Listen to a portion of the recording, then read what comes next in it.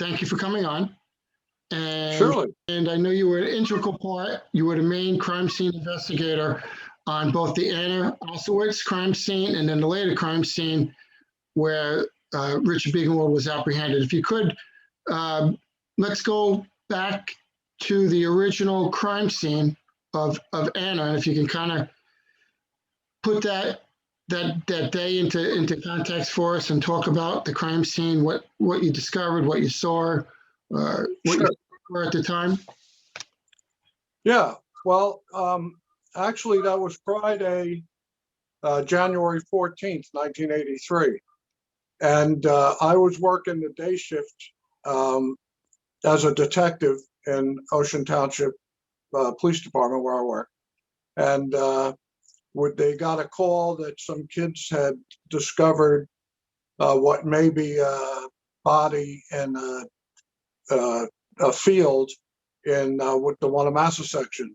So my captain, who was Gil Hagee then, we talked about it, and he said, well, if you feel confident, go ahead, go out there, do everything you need to do with the crime scene and everything else, and then let me know what's going on and what you need.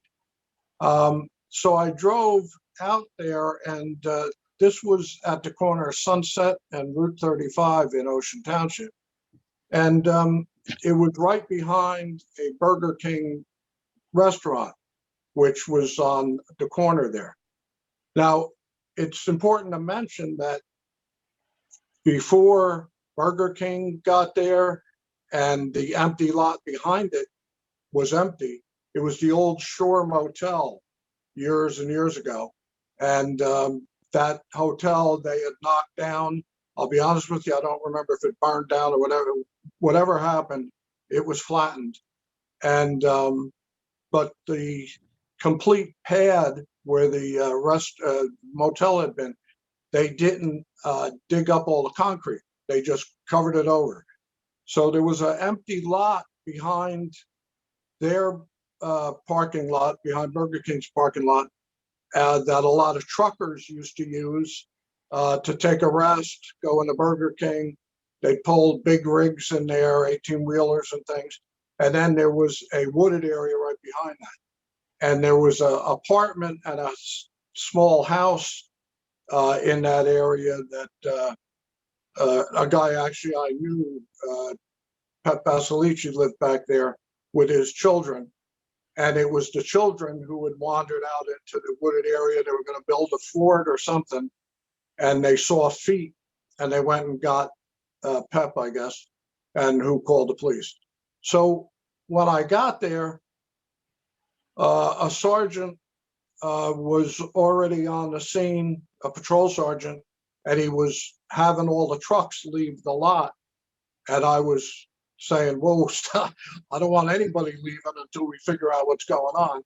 And myself, and then there was the officer who got the initial call, Bill Beery, God rest his soul, was there, and I met up with them, and then they showed me the path that led to where the body was.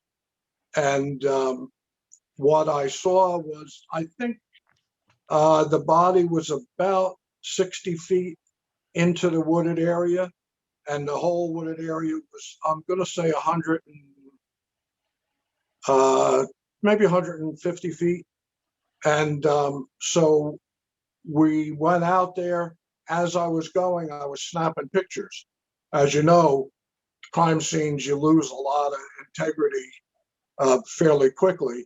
So I wanted to get as many still photos as I could of the way things were, because, and I was right, it was going to become almost like a tourist trap. I mean, a lot of people were going to be coming out there. Mm-hmm. So what I noticed was when I got out there, the body was laying face down. You could see the feet with no shoes on, no shoes and socks. The body had a pair of Gap jeans on, a black shirt, and there was mostly skeletal and what the ME people called like advanced putrefaction.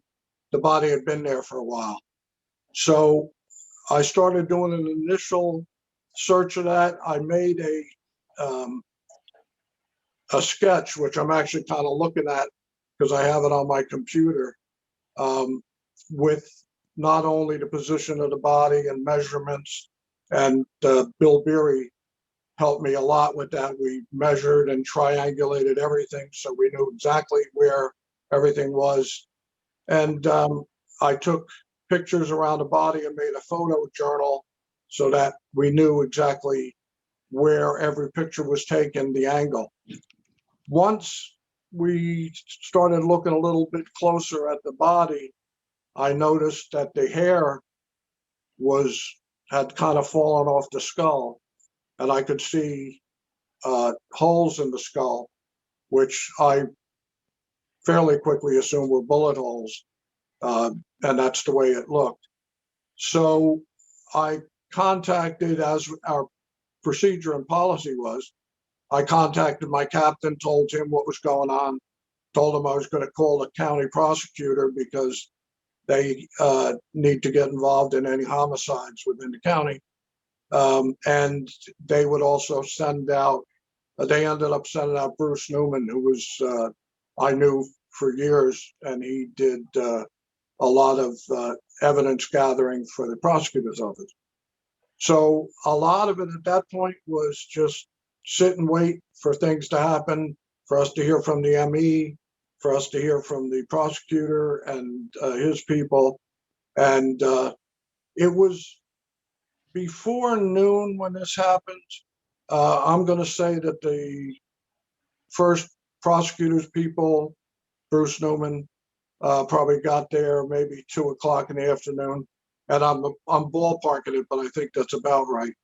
And then later on, as 4 o'clock neared, the next detective shift was coming in, and that Bobby Miller, who was the sergeant in the bureau, once he came in, and I guess Gil Hagee told him what was going on, he came out.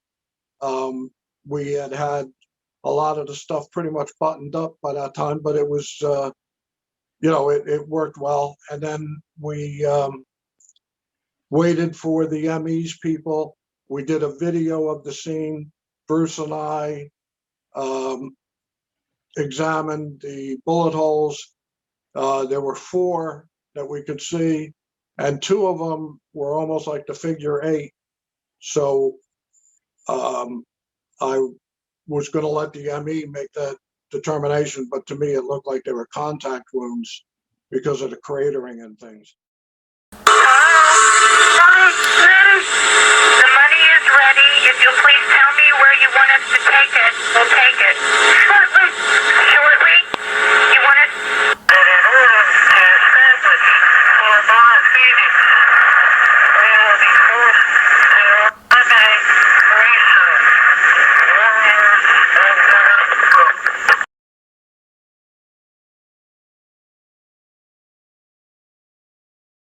When you meant contact wounds, you meant that the gun was right up against the skull when the shot was fired.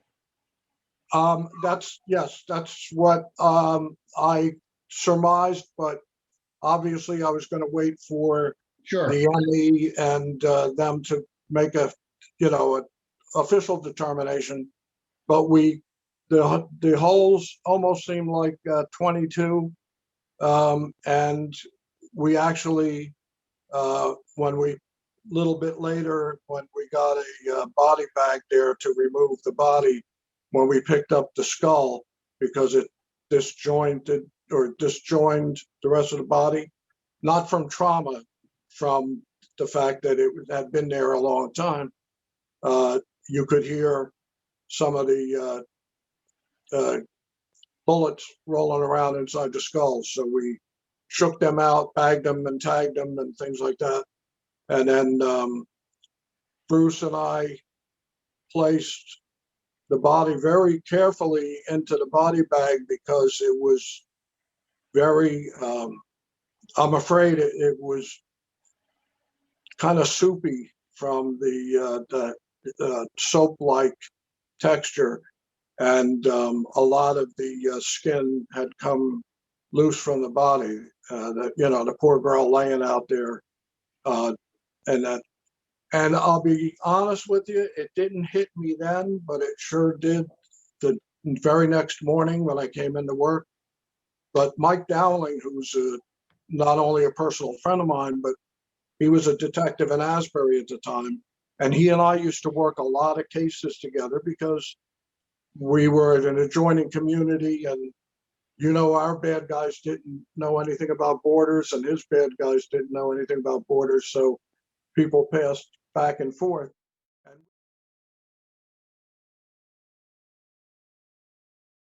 very often, if I was working on something and went in Asbury or he came over to Ocean, and we'd sit and talk about a lot of different cases and who were the common bad guys who we were seeing being transient.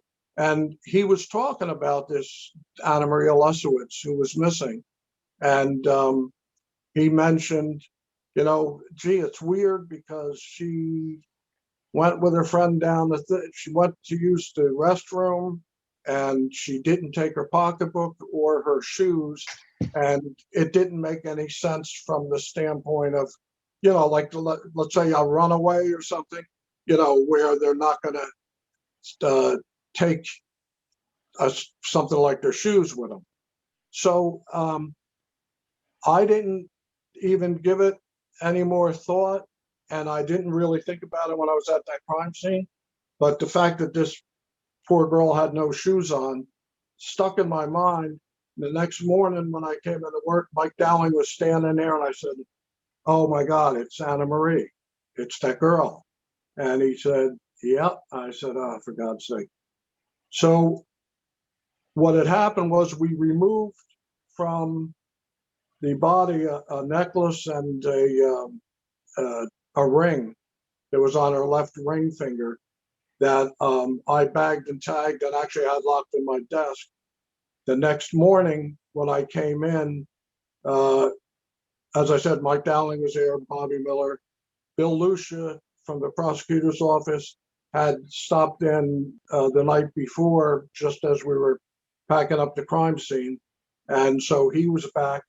And then they said, well, if this is this girl, we need something to identify her with because her fingerprints weren't too great. And to tell you the truth, I don't know how much of the pads were there. I mean, I'm a fingerprint expert, but not at that time. So we talked about the fact that her dentist, because she was from Camden, we contacted him and he had her dental charts. So they said, well, we got to get them. I said, look, I'll go. So I jumped in a car, drove to Camden, got the dental charts from the dentist, drove to the ME's office in Freehold, and they had a forensic dentist standing by who did the comparison and positively identified her. And so I think I left the dental charts with them because it was part of that package. And they gave me, unfortunately, a bag of whatever clothing she had been wearing. But when the body came in, there were a lot of maggots and things like that in the area. And they had washed down the body while it was still clothed and put all the dripping wet clothes in a garbage bag, basically, and then kind of handed them to me, said, here you go. And I said, not going to be. Now, this is before like DNA was big and things like that. So it wasn't an issue of some of those things, but any evidentiary value wasn't going to be helped by, getting a bath like that. But it's just the way things happen sometimes, unfortunately. Yeah. So I came back to Ocean. In the meantime, they had a press conference. Al Lair, the prosecutor, was in Ocean. Miller had taken the captain's pass key and got into my desk and got the ring out So they did a show and tell type thing with that. I drove back from there, basically did a lot of the work developing the films I took, because a lot of those were black and white. And back then we processed all our own film.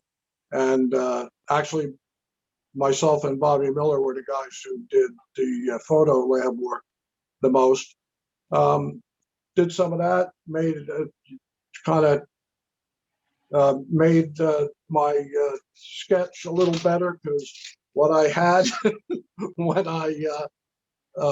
when I was out in the scene was just notes scribbled on a piece of paper, and then I used a nice piece of chart paper, so I could basically something like a motor vehicle accident diagram, and got all the triangulations down. And that's kind of where it sat for several days. I was off for a couple of days. I was going to stay and work the case. And Miller and Hagee said, no, take 2 days off, because it's just going to be, it's not going to be settled that quickly. Ken Kennedy, who was one of the guys I worked with a lot in the Detective Bureau, he actually did a few things with Miller, and then he actually talked to Anna Marie's friend who was with her down here, Denise Hunter, and they interviewed her, did some walkarounds on the boardwalk trying to figure out what may or could have happened. And next thing we know, on Friday, the 21st of January, a week later, Teresa Smith ends up at our headquarters, escorted by Bonnie Susko, and starts telling detectives, not myself, Miller and Lucia, about Richard Biegenwald, and he's involved in this, and she knew him, and she lived in the house, and this, that, and the other, and Anna Marie had been killed in a car and then kept in the garage behind their house in Asbury Park.